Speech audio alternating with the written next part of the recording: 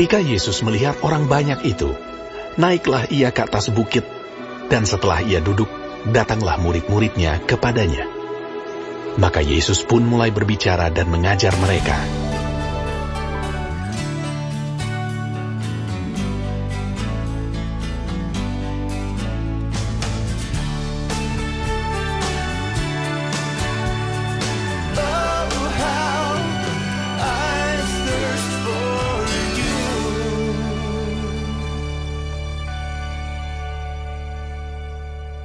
Shalom, Bapak Ibu Saudara yang dikasihi Tuhan. Bersyukur kepada Tuhan kalau pada hari ini kita bisa kembali melanjutkan seri pembinaan iman kita yang fokus kepada ucapan berbahagia dari rangkaian pengajaran Tuhan Yesus di atas bukit. Sebelum bersama-sama kita mau belajar dan merenungkan firman Tuhan, marilah kita berdoa. Bapa kami di dalam surga, kami bersyukur Tuhan kalau sampai hari ini kami boleh ada, masih bisa beraktivitas, artinya kami diberikan kesehatan, biarlah kami memandangnya sebagai sebuah anugerah daripada Tuhan. Sehingga kami mau selalu senantiasa memanjatkan rasa syukur kami kepada Tuhan. Dan saat ini kami juga bersyukur untuk waktu yang berharga, kami boleh belajar kembali merenungkan firman Tuhan. Berkatilah Tuhan untuk pembelajaran firman Tuhan pada hari ini. Di dalam nama Tuhan kami Yesus Kristus, kami berdoa, kami memohon dan kami bersyukur. Haleluya. Amin. Bapak Ibu Saudara, hari ini kita sampai pada ucapan berbahagia yang ke-6 yang diambil dari Matius pasal yang ke-5 ayat 8 yang berbunyi, "Berbahagialah orang yang suci hatinya karena mereka akan melihat Allah."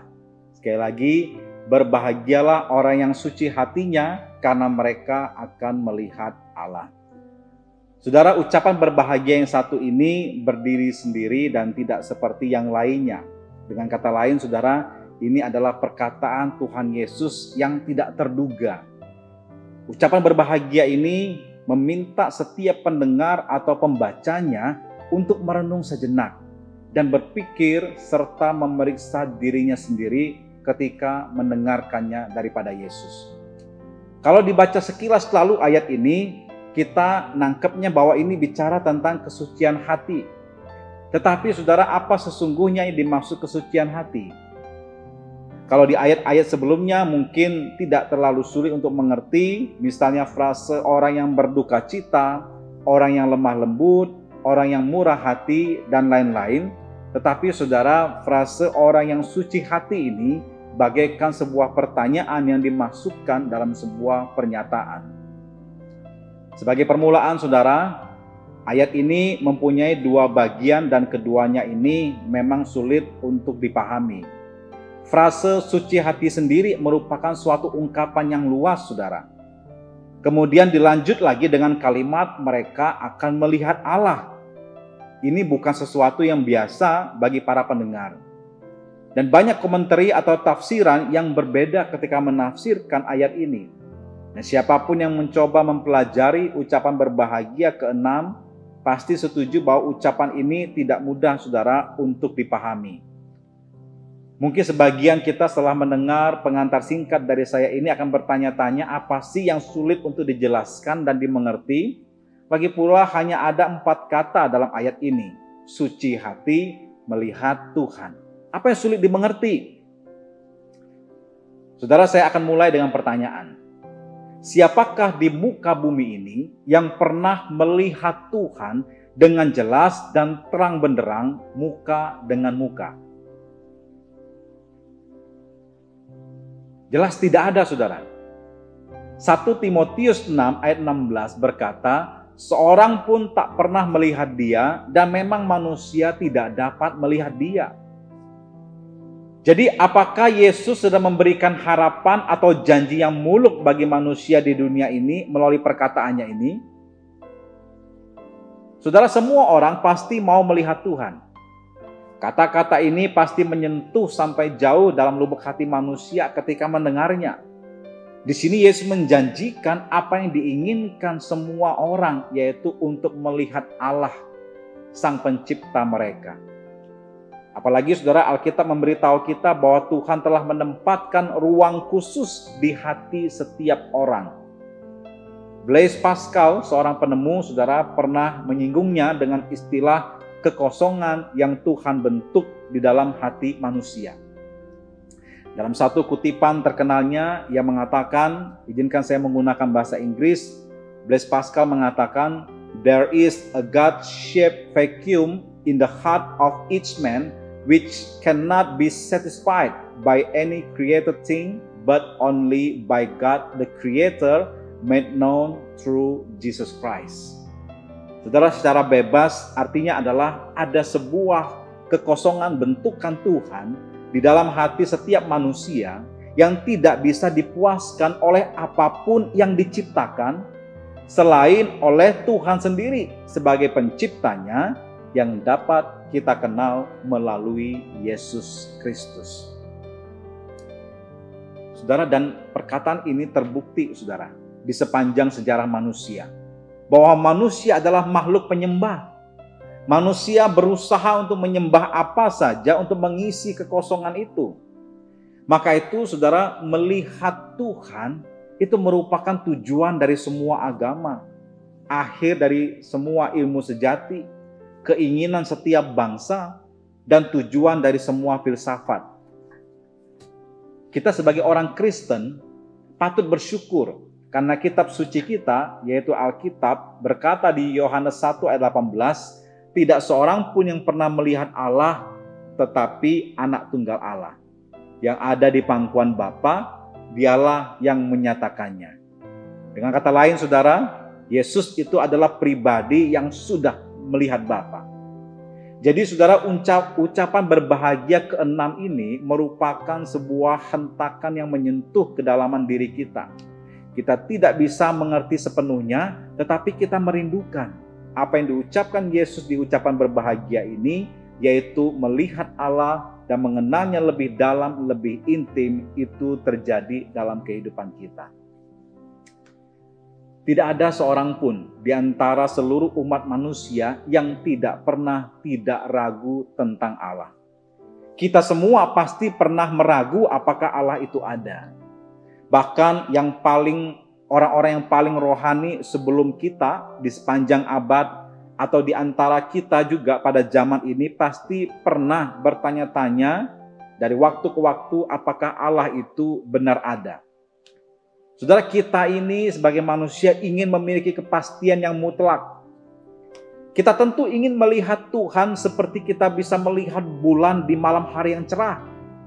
Melihat Dia dengan mata kepala kita sendiri sehingga kita bisa yakin bahwa Tuhan itu ada. Dan untuk itu, saudara, sudah banyak buku ditulis untuk membuktikan atau meyakinkan manusia tentang keberadaan Tuhan walaupun belum pernah melihat Tuhan. Tapi tetap saja itu tidak bisa memuaskan kerinduan terdalam dari hati manusia. Setelah semua argumen atau studi atau penelitian yang dibuat, ada yang percaya, ada yang tidak, dan ada yang masih meragu apakah Tuhan itu ada. Karena mereka belum pernah melihat Tuhan. Tetapi saudara, di sini Yesus berjanji kepada murid-muridnya bahwa mereka semua akan melihat Allah. Dan Dia berkata bahwa hak istimewa ini disediakan bagi mereka yang suci hatinya. Dari sini saudara, muncul lagi pertanyaan, apa yang dimaksud Tuhan Yesus dengan suci hati? Apa yang dimaksud dengan suci hati? Nah saudara, untuk bisa menjelaskan apa yang dimaksud Yesus dengan suci hati, maka saya akan coba menjelaskan melalui 2 poin. Pertama, saudara, mari kita mulai dengan kata kedua lebih dulu, yaitu hati. Suci hati, kita mulai dari kata kedua, yaitu hati. Saudara, ketika kita menggunakan istilah hati, saudara, kita biasanya mengacu pada tempat yang menjadi sumber emosi dan perasaan. Amsal 4 ayat 23 mengatakan, jagalah hatimu dengan segala kewaspadaan, karena dari situlah terpancar kehidupan. Secara alkitabiah, saudara, hati itu adalah pusat kendali utama dalam hidup kita. Hati itu adalah pusat kepribadian kita. Hati itu adalah kita yang sebenarnya yang membuat keputusan-keputusan dalam hidup. Jadi menjadi suci dalam hati bisa berarti menjadi suci di dalam pusat kehidupan kita. Dan kalau sudah bicara pusat kehidupan, di mana kehidupan kita itu tentunya juga banyak masalah, saudara, maka kita harus menyadari bahwa hati juga adalah masalah kita. Tentu kita semua pernah mendengar sebuah kutipan yang mengatakan, "The heart of the problem is the problem of the heart." Yang berarti pusat dari semua masalah adalah masalah hati. Jadi kita harus menyadari bahwa hati adalah sumber dari semua masalah kita. Yeremia 17 ayat 9 memberitahu kita bahwa hati lebih licik dari segala sesuatu yang sangat jahat. Dalam Matius 15 ayat 19, Yesus berkata bahwa dari hati timbul segala pikiran jahat, perzinahan, percabulan, pencurian, sumpah palsu, dan fitnah. Semua hal ini datang dari dalam diri kita dan itu juga yang menajiskan kita.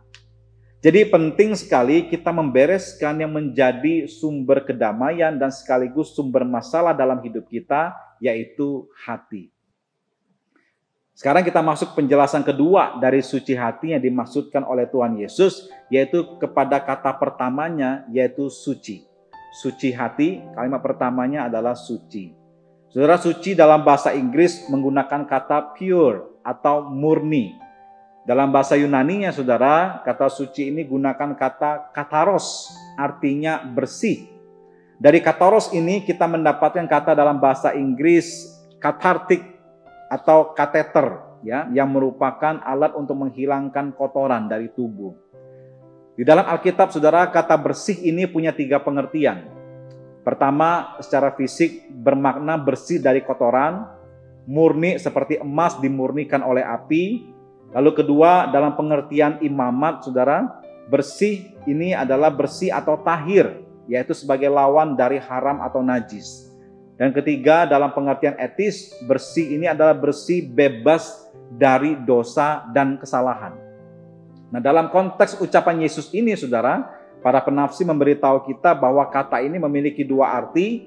Yang pertama berarti bersih melalui penghilangan kontaminasi. Jelas yang dimaksud adalah kontaminasi dosa. Lalu yang kedua, kata suci di sini juga berarti tidak tercampur atau tidak tercemar. Jadi inilah apa yang dimaksud dengan suci hati, yaitu sumber atau inti dari keberadaan kita yang bersih dari dosa. Pertanyaannya sekarang, bagaimana kita bisa menjadi orang yang suci hatinya? Orang-orang Farisi pasti menyukai gagasan berbahagialah orang yang suci. Selama pernyataan itu berhenti di situ, orang yang suci, ya. Tidak sampai pada kata orang yang suci hatinya, tapi hanya sampai pada kata orang yang suci. Kenapa, saudara? Karena mereka ini ahli dalam hal kesucian lahiriah. Mereka memiliki aturan dan peraturan yang dikembangkan dari 10 hukum yang tak terhitung banyaknya, yang mencakup apa yang Anda makan, apa yang Anda kenakan, seberapa jauh Anda boleh berjalan di hari Sabat, dan seterusnya. Mereka ini mendapat nilai A+ kalau soal kesucian lahiriah. Tapi mereka gagal soal kesucian hati. Dengan kata lain, saudara, mereka ini menjadi orang yang munafik. Dari luar terlihat suci, tetapi tidak diikuti dari dalam. Padahal yang menjadi concern Tuhan adalah yang di dalam, yaitu hati. Karena kalau hatinya sudah bersih, maka itu pun akan terpancar keluar. Saudaraku, menjadi suci dalam hal lahiriah adalah baik. Menjadi suci dalam pikiran lebih baik. Tetapi menjadi suci dalam hati adalah yang terbaik dari semuanya, karena itu akan mencakup dan mempengaruhi semua yang lain. Jika saudara suci di dalam hati, maka saudara akan suci di aspek kehidupan mana saja. Untuk menjadi suci dalam hati, saudara berarti harus tulus, transparan, dan tanpa tipu muslihat. Apa yang saudara lihat itulah yang sebenarnya yang saudara dapatkan. Tidak ada kepalsuan, tidak ada tipu daya, tidak ada kemunafikan. Izinkan saya bertanya, apakah kita pernah bertemu dengan seseorang yang perkataannya tidak pernah kita ragukan? Apa yang dia sampaikan, kita tidak perlu untuk menduga-duga apakah ada maksud ganda atau maksud terselubung dari perkataannya atau sikapnya, saking kita tahu betapa lurusnya orang ini. Pernahkah saudara bertemu dengan orang yang demikian? Kalau belum pernah, artinya saudara itu sedang berada dalam komunitas di mana setiap orangnya tidak suci hatinya. Atau jangan-jangan saudara sendiri yang tidak suci hati sehingga sulit untuk melihat kesucian hati orang lain. Saya pernah mendengar sebuah kalimat di dalam sebuah film di mana seorang konselor pernah mengatakan kepada konselinya, "Kamu sama sakitnya dengan rahasiamu." Semakin saudara harus menyembunyikan atau merahasiakan sesuatu, maka semakin sakit pula hidup saudara. Dan jika saudara memiliki banyak rahasia, saudara benar-benar sakit.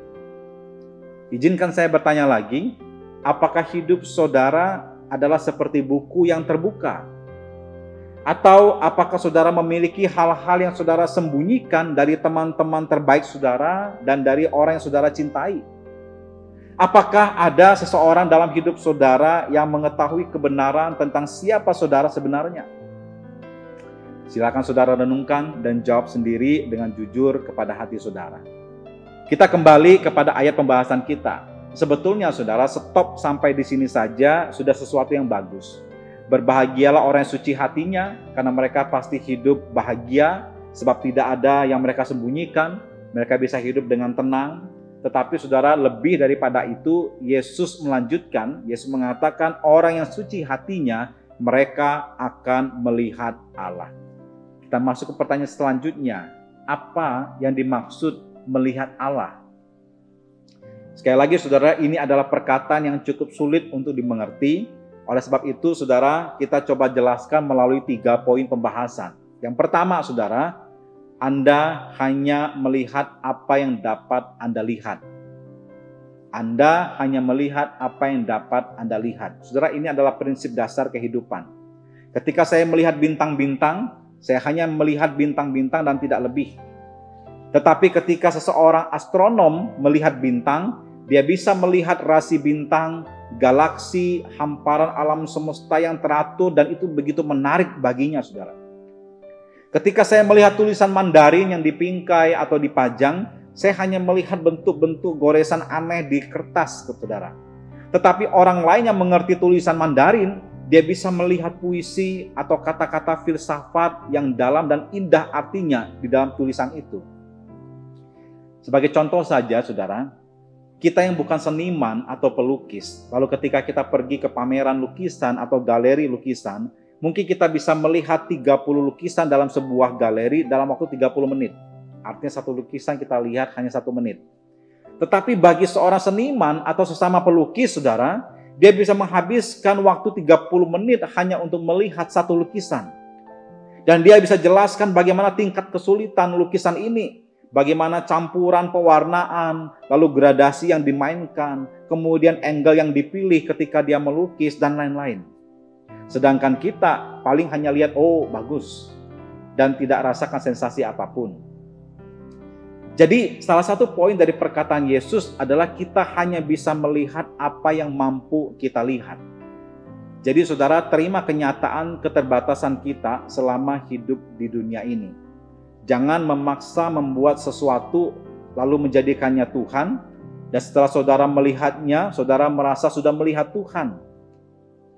Dan ini saudara membawa kita kepada poin penjelasan yang kedua, yaitu tidak seorang pun dapat melihat Tuhan dalam esensinya. Saudara, banyak ayat yang mengajarkan hal ini. Yohanes 1 ayat 18 memberitahu kita bahwa tidak seorang pun pernah melihat Allah kecuali Kristus. 1 Timotius 6 ayat 16 yang di awal sudah saya bacakan juga mengatakan bahwa Allah itu bersemayam dalam terang yang tidak dapat didekati.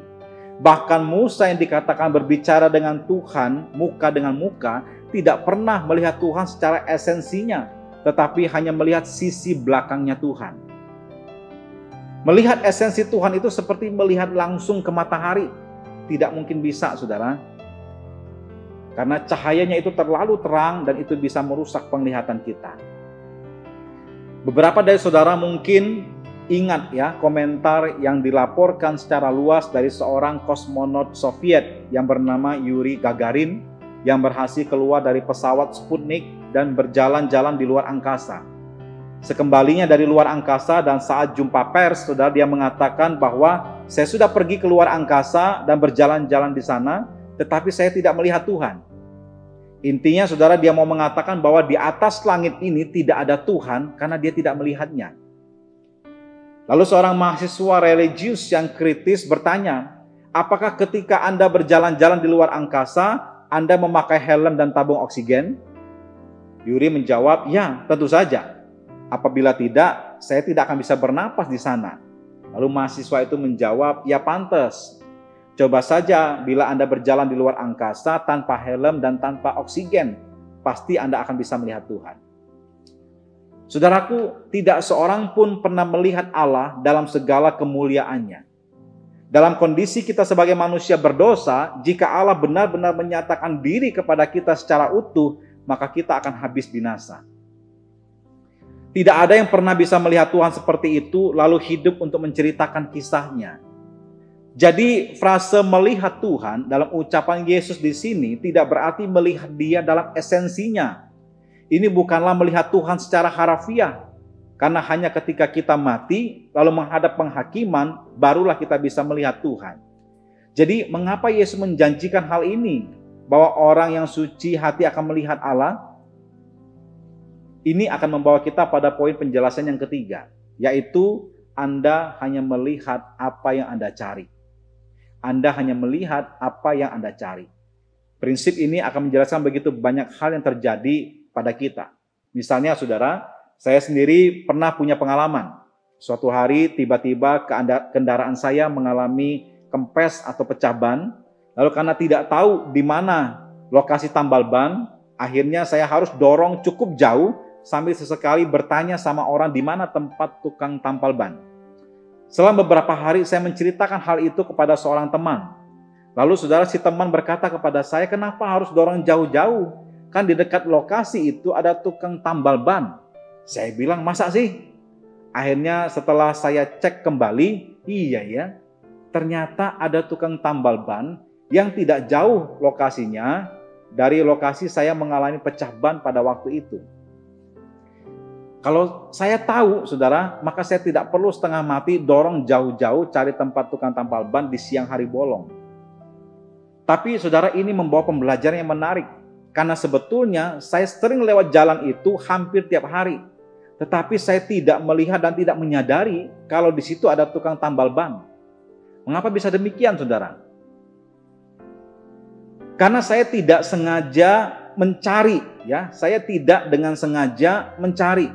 Saya tidak merasa penting, saya tidak merasa butuh info lokasi tukang tambal ban. Jadi pada akhirnya saya tidak melihatnya. Sampai pada waktu saya membutuhkannya, barulah saya bisa melihat dengan jelas. Karena saya sengaja untuk mencarinya. Sejak peristiwa itu, saudara, ketika saya jalan, saya akan coba mencari atau melihat di mana saja ada tukang tambal ban, biar saya ingat. Dan kalau suatu hari saya butuhkan, saya tahu di mana lokasi yang paling dekat ketika saya mengalami pecah ban lagi. Nah, saudara, perkataan Yesus tentang akan melihat Allah adalah sama prinsipnya, baik di alam jasmani maupun di alam spiritual. Kita hanya akan melihat apa yang kita cari. Mengapa kita belum pernah melihat Allah? Jangan-jangan, saudara, kita belum pernah mencarinya dengan sungguh. Dan ingat, saudara, melihat Allah di sini juga bukan berarti melihat secara harafiah esensi Allah, tetapi lebih kepada mengalami dan merasakan Tuhan, sehingga kita bisa menyimpulkan kalau kita melihat Allah itu hadir dalam kehidupan kita. Kita hanya melihat apa yang kita cari. Saya beri contoh satu lagi, saudara. Kalau pribadi kita, keinginan hati kita sukanya Korea, maka semua hal berbau Korea akan kita cari dan kita lihat. Mulai dari produk kecantikan, gaya busana, musik, dan film-filmnya. Kalau kita senang yang sesuatu yang menyeramkan, yang memacu adrenalin, maka kita akan melihat hal-hal yang berbau horor, bacaan misteri, dan pernak-pernik yang berbau itu, saudara. Dan kalau fenomena ini ditarik lagi ke belakang, saudara, maka kesimpulannya semua ini bersumber dari hati. Hatilah yang paling banyak berkontribusi dalam semua yang kita lakukan. Prinsip yang sama juga berlaku pada kerohanian. Apa yang hati kita tentukan, itulah yang kita lihat. Kalau kita memutuskan untuk menyucikan hati, maka kita akan melihat Tuhan dalam hidup kita. Sekali lagi, dalam konteks ini, melihat Tuhan berarti memiliki pengalaman mendalam bersama Tuhan, lalu mengenal Dia secara intim dan pribadi. Kesimpulan dari semua ini, saudara, bisa dijelaskan dalam 2 kalimat. Pertama, selama masih hidup di dunia berdosa ini, suci hati artinya hidup bergaul dan kudus dengan Tuhan. Dan di dalam kesucian hati itu, saudara, kita bisa mengalami Tuhan dan melihat campur tangan Tuhan dalam hidup kita. Dan yang pasti, orang yang dapat menjaga kesucian hatinya sampai pada akhirnya, tentu dia akan melihat Allah setelah meninggalkan dunia fana ini dan menikmati kebersamaan dengan Allah itu sampai selama-lamanya. Pertanyaan terakhir, bagaimana supaya saya bisa terus menyucikan hati? Saudara, hanya firman Tuhan yang disertai dengan pertolongan Roh Kudus yang dapat membuat hati kita suci dan kudus. Ketika kita rajin dan konsisten untuk belajar firman, baik itu secara pribadi ataupun secara berkelompok ataupun berjamaah, maka firman Tuhan pasti bisa menyucikan hati dan menguduskan hidup kita. Maka itu saudara, jangan lewatkan kesempatan-kesempatan ketika kita bisa mendalami firman Tuhan. Baik itu melalui saat teduh pribadi, melalui komsel, melalui pembinaan, atau melalui ibadah. Hanya dengan semua itu, saudara akan menjadi orang yang berbahagia karena suci hatinya dan bisa melihat Tuhan. Amin. Tuhan memberkati.